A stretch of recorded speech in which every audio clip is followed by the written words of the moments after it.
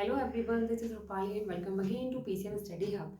तो आज हम स्टार्ट करेंगे next topic, factors on which the resistance of a conductor depends. कल हमने पढ़ा था रेजिस्टेंस के बारे में, ठीक है। तो आज हम पढ़ेंगे कि जो रेजिस्टेंस है वो किन किन फैक्टर्स पर डिपेंड करता है। और हाँ, जो इस चैनल पर नए हैं वो प्लीज़ इस चैनल को सब्सक्राइब करें, लाइक करें एंड शेयर करें, ताकि इसी तरह की हेल्पफुल वीडियोज़ मैं आपके लिए बनाते रहूँ। ठीक है, स्टार्ट करते हैं। First factor, resistance of a conductor is directly proportional to the length of a conductor. क्या बोला गया कि जो रेजिस्टेंस है किसी भी कंडक्टर का वो डायरेक्टली प्रोपोर्शनल होता है किसकी, कंडक्टर की लेंथ की। ठीक है, समझते हैं। देखिए एक डायग्राम बनाती हूँ मैं।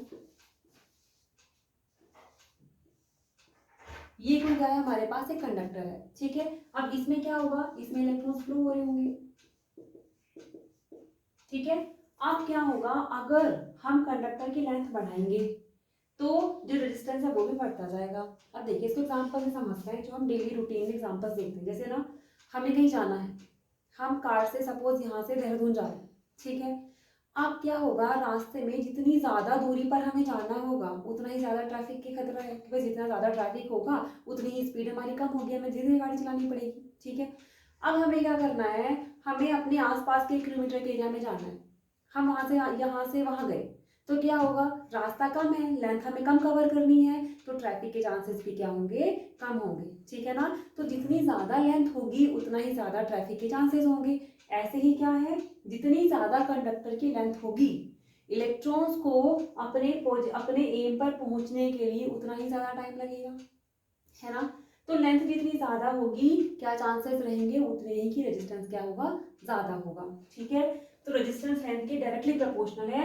अगर लेंथ बढ़ती जाएगी तो रेजिस्टेंस के भी बढ़ने के चांसेस क्या होंगे, ज़्यादा होंगे, ठीक है। इक्वेशन 1 मान लेंगे इसको। Second, inversely proportional to the area of the cross section, ठीक है। और जो एरिया ऑफ क्रॉस सेक्शन है उसके इनवर्सली प्रोपोर्शनल है। देखो कैसे, जैसे सपोज मैं इस रूम में पढ़ा रही हूँ, ठीक है ना। अब इस रूम में जो एक गेट है, अब क्या होगा, अगर ये गेट बहुत छोटा है और यहाँ 50 60 70 लोग बैठे हैं, अब उनको निकलना है। अब अगर गेट छोटा है तो मैं गेट खोलूंगी तो सारे लोग निकलेंगे, एकदम से बहुत भीड़ हो जाएगी, है ना। क्या होगी, बहुत भीड़ हो जाएगी। अब उनको निकलने में टाइम लगेगा, है ना। ऐसे इसका है कि अगर एरिया छोटा है तो और इलेक्ट्रॉन्स को निकलने में क्या होगा, टाइम लगेगा, वो आपस में टकराएंगे। उनके आपस में टकराने से क्या होगा, एक इलेक्ट्रॉन को कहीं आगे पहुंचने में टाइम बहुत ज़्यादा लग जाएगा, ठीक है। तो रेजिस्टेंस क्या होगा, बढ़ जाएगा। वैसे ही अगर एक बहुत बड़ा गेट है, अगर बहुत बड़ा गेट है तो उसमें जो उतने लोग इजीली निकल जाएंगे, ना आपस में टकराएंगे, ना कुछ होगा, ना किसी का टाइम वेस्ट होगा। ऐसे रेजिस्टेंस का है। अगर आप एरिया बढ़ा दोगे तो रेजिस्टेंस, जो इलेक्ट्रॉन्स है उनको मूव करने के लिए इजीली रास्ता मिल जाएगा, वो आपस में टकराएंगे नहीं, ना कोलिजन होगा और ना ही रेजिस्टेंस बढ़ेगा। देखो कैसे, अब मैं क्या करूँ, मैंने ये बनाया। अब ये कंडक्टर है, इसका ये एरिया ए था और इसका ये एरिया है। अब क्या हुआ, देखो एरिया मैंने बढ़ा दिया। अब ये अगर मैं 6 इलेक्ट्रॉन्स की बात करूँ, ये इसमें फ्लो कर रहे हैं।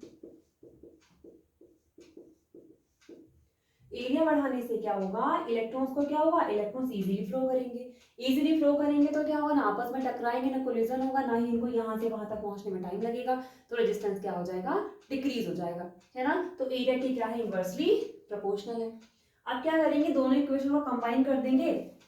और थर्ड थर्ड जो डिपेंड करता है नेचुरल ऑफ मटेरियल, कि किस मटेरियल का आपका वायर है। जैसे आपने सर्किट कंप्लीट किया है, जो आपका कंडक्टर है वो किस मटेरियल का बना है, उस पर भी डिपेंड करेगा रेजिस्टेंस, ठीक है। डिफरेंट डिफरेंट मटेरियल का डिफरेंट डिफरेंट रेजिस्टेंस होता है। आप दोनों को कंबाइन करेंगे तो क्या होगा, R directly proportional L upon में ए। एल अपॉन ए आ गया ना, एल ऊपर है, 1 अपॉन ए। मतलब क्या करेंगे, यहाँ पर ऐसे लिख सकती हूँ, R directly proportional L into 1 upon A. तो क्या बन जाएगा, ये वही बन जाएगा, R directly proportional L upon में ए, ठीक है। अब हम क्या करेंगे, प्रोपोर्शनैलिटी हटाने के लिए हमें कांस्टेंट लेना पड़ेगा, और उस कांस्टेंट को क्या बोलते हैं, रो, ठीक है। तो R is equal to rho L upon में ए, वेयर R क्या है, R है, R होती है रेजिस्टिविटी, और इसको स्पेसिफिक रेजिस्टेंस भी बोलते हैं, ठीक है। क्या है R, स्पेसिफिक रेजिस्टेंस, या फिर इसको बोलते हैं रेजिस्टिविटी। अब हमें क्या निकालना है, हमें इस रेजिस्टिविटी की क्या निकालनी है, यूनिट निकालनी है। देखो कैसे निकालेंगे, R is equal to rho L upon A, अभी अभी हमने फॉर्मूला लिखा। अब यहाँ से देखो किसकी निकालनी है यूनिट, रो की, लिखेंगे rho is equal to R into A upon में L, क्योंकि हमें तो रेजिस्टिविटी की यूनिट निकालनी है। अब R तो रेजिस्टेंस है, कल बताया था रेजिस्टेंस की यूनिट क्या होती है, ओम। इंटू एरिया क्या होता है, L इंटू बी, यानी कि साइड इंटू साइड, या फिर कह सकते हैं M इंटू एम, या इसको बोल सकते हैं मीटर स्क्वायर। एरिया क्या हो जाएगा देखो, L into B, M into M और अपॉन में L, ये क्या हो जाएगी, लेंथ किस में होगी, मीटर में होगी, है ना। अब यहाँ से देखो क्या हुआ, मीटर से मीटर कट गया, क्योंकि ये भी लेंथ है ये भी लेंथ है, क्योंकि एरिया इज इक्वल टू भी क्या होता है, एरिया इज इक्वल टू क्या हो जाएगा देखो, L इंटू बी, ये मीटर और ये भी मीटर, तो एरिया क्या हो जाएगा, मीटर स्क्वायर। हमने यहाँ लिखा मीटर से मीटर, रो मीटर, तो क्या होगी रेजिस्टिविटी या स्पेसिफिक रेजिस्टेंस की यूनिट, रो मीटर। समझ में आ गई बात, ठीक है। कि रेजिस्टेंस किन तीन फैक्टर्स पे डिपेंड करेगा। फर्स्ट फैक्टर, जो लेंथ है कंडक्टर की उसके डायरेक्टली प्रोपोर्शनल होगा, अगर आप कंडक्टर की लेंथ को बढ़ा दोगे तो रेजिस्टेंस भी इंक्रीज हो जाएगा। सेकेंड, एरिया, अगर आप एरिया बढ़ा दोगे, एरिया के क्या है रेजिस्टेंस, इनवर्सली प्रोपोर्शनल, अगर आप एरिया को इंक्रीज कर दोगे रेजिस्टेंस क्या हो जाएगा, डिक्रीज हो जाएगा। थर्ड, नेचर ऑफ मटेरियल, जिस नेचर आपका जो मटेरियल है उसके नेचर पे भी डिपेंड करेगा कि आपका जो मटेरियल है वो किस मेटल से या किस मटेरियल से बना है कंडक्टर, ठीक है। अब हम पढ़ेंगे next, resistance of a system of resistors, और ये इंपॉर्टेंट है, इसमें दो टॉपिक पढ़ने हैं, resistors, combination of resistors in series and combination of resistors in parallel combination, दोनों पढ़ने हैं। पहले आज कौन सा पढ़ेंगे, रेजिस्टर्स इन सीरीज, ठीक है। क्या होता है resistor in series, when two और more resistor are connected end to each other then they are said to be connected in series, यानी कि एक रेजिस्टेंस दूसरे रेजिस्टेंस के एंड पे लगा होगा। देखो मैं डायग्राम बनाती हूँ, जैसे मैं बना रही हूँ, एक रेजिस्टेंस हमने लगाया, अब ये रेजिस्टेंस खत्म हुआ ना, तो इसके एंड पे क्या लगा देंगे हम, दूसरा रेजिस्टर, और इसके एंड पर तीसरा रेजिस्टर, ये बन गया हमारा रेजिस्टेंस लग गए सीरीज में। अब यहाँ लगा देंगे बैटरी, और ये हो गया हमारा सर्किट कंप्लीट, ठीक है। करंट कहाँ से कहाँ फ्लो होगी, पॉजिटिव से नेगेटिव, तो ये है करंट। आप देखो जरा, इन डेरिवेशंस को करते टाइम हमें कुछ चीज़ों का ध्यान रखना है। अगर आपको पोटेंशियल डिफरेंस की, मतलब आपको या तो करंट को देख लो या पोटेंशियल डिफरेंस। अब यहाँ देखो ध्यान से, यहाँ भी यही करंट है, यहाँ भी यही करंट है, और यहाँ भी क्या है, सेम करंट है, यानी कि तीनों में करंट तो सेम है ना। ये रेजिस्टेंस R1, ये रेजिस्टेंस R2 एंड ये रेजिस्टेंस R3, और ये दे दिया हमने पोटेंशियल डिफरेंस, ठीक है। अब यहाँ करंट सेम जा रही है। अब करंट तो यहाँ सेम, जब हम रजिस्टर हमारा जो है ना सीरीज कॉम्बिनेशन में ऐड करते हैं हम, तो जो करंट है वो तो सेम रहेगी, लेकिन जो पोटेंशियल डिफरेंस है ना वो डिफरेंट होगा। देखो क्यों होगा, यहाँ कुछ पोटेंशियल ड्रॉप हुआ, रेजिस्टेंस की वजह से क्या होगा, पोटेंशियल ड्रॉप होगा, ठीक है। अब यहाँ जब हम जाएंगे तो पोटेंशियल फिर से ड्रॉप होगा, मतलब यहाँ पोटेंशियल V1 था, यहाँ पोटेंशियल ड्रॉप हुआ V2, और यहाँ पोटेंशियल डिफरेंस कितना है, V3, मतलब तीनों पर जो पोटेंशियल होगा वो कैसा होगा, डिफरेंट होगा, ठीक है। देखो लिखा भी है, in series current remains constant and potential difference change, जो करंट है वो कांस्टेंट होगी और जो पोटेंशियल डिफरेंस है वो कैसा होगा, डिफरेंट होगा, ठीक है। तो यहाँ हम लिखेंगे पोटेंशियल डिफरेंस, ठीक है। इसमें बच्चों को कंफ्यूजन होता है कि भाई किसको प्लस करना है किसको प्लस नहीं करना है, तो आप ये ध्यान रखेंगे जो डिफरेंट है ना आप उसका टोटल निकाल लो। तो पोटेंशियल डिफरेंस देखो क्या होगा, V is equal to V1 plus V2 plus V3, ठीक है। अब इसमें हम क्या अप्लाई करेंगे, हम इसमें अप्लाई करेंगे ओम्स लॉ। ओम्स लॉ क्या है, V is equal to IR।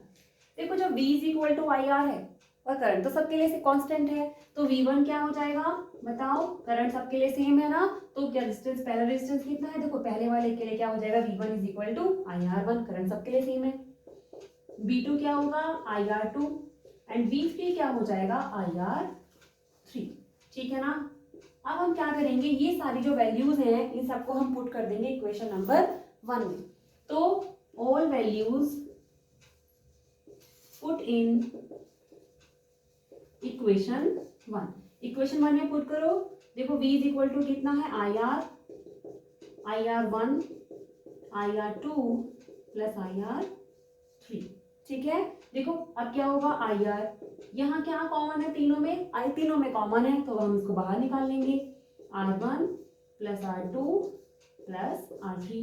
I से I कैंसिल आउट हो गया, तो R कितना बचा, R1 plus R2 plus R3। और ये जो हमारा R आया ना कॉम्बिनेशन रेजिस्टेंस, ये कौन सा है, सीरीज में। ठीक है, समझ में आई बात, क्या करना है, देखो ध्यान से समझना है। सीरीज का मतलब है करंट तीनों में सेम जाएगी। ठीक है, करंट तीनों में सेम जाएगी, R1 R2 and R3 resistance है, करंट तीनों में सेम जाएगी, तीनों का पोटेंशियल कैसा होगा, डिफरेंट डिफरेंट होगा। ठीक है, क्या करना है, जो भी डिफरेंट हो उसको ऐड कर लो। डिफरेंट क्या है, पोटेंशियल डिफरेंस है, तो क्योंकि R1 R2 R3 तो हमें निकालना है, ये तो हमें प्रूफ करना है, निकालनी है इसकी वैल्यू। तो पोटेंशियल डिफरेंस में क्या किया हमने, V को ऐड कर दिया, V1 V2 V3 की जब हमने वैल्यू निकाली, R1 पे V1 पोटेंशियल है, R2 पे V2 है और R3 पर V3 है, तो V1 कितना आया, IR1 IR2 एंड V3 आ गया IR3, है ना। सारी वैल्यूज हमने इक्वेशन नंबर 1 में पुट कर दी, I यहाँ से हमने कॉमन लिया, I से I कैंसिल आउट हो गया, तो R में जो कॉम्बिनेशन है सीरीज का वो कितना आया resistance, R1 plus R2 plus R3। समझ में आ गई बात, क्लियर है। तो क्या पढ़ा हमने पढ़ा कि जो रेजिस्टेंस है वो किन किन फैक्टर्स पर डिपेंड करता है। ठीक है, 3 फैक्टर्स पर डिपेंड करेगा, लेंथ पर, एरिया पर और उसके मटेरियल के नेचर पर। फिर हमने पढ़ा resistors in series, series combination पढ़ा हमने रजिस्टर का। कल हम क्या करेंगे, कल उसकी इसकी कुछ डिसएडवांटेज भी पढ़नी है हमें। जो रजिस्टर्स इन सीरीज है ना, इसकी कुछ डिसएडवांटेज होती है जो कि एग्जाम्स में भी आएंगी। इसकी डिसएडवांटेज आती है और जब पैरेलल कॉम्बिनेशन है एग्जाम्स में उसकी एडवांटेज दिखने के लिए आती है। ठीक है, तो इसकी डिसएडवांटेज पढ़ेंगे, कुछ क्या करेंगे, इसके न्यूमेरिकल्स करेंगे। क्लियर है, समझ में आया। अगर आप चाहें तो इसका स्क्रीनशॉट भी ले सकते हैं। ठीक है, अगर आपको समझ में आया है तो लाइक शेयर एंड सब्सक्राइब करना है।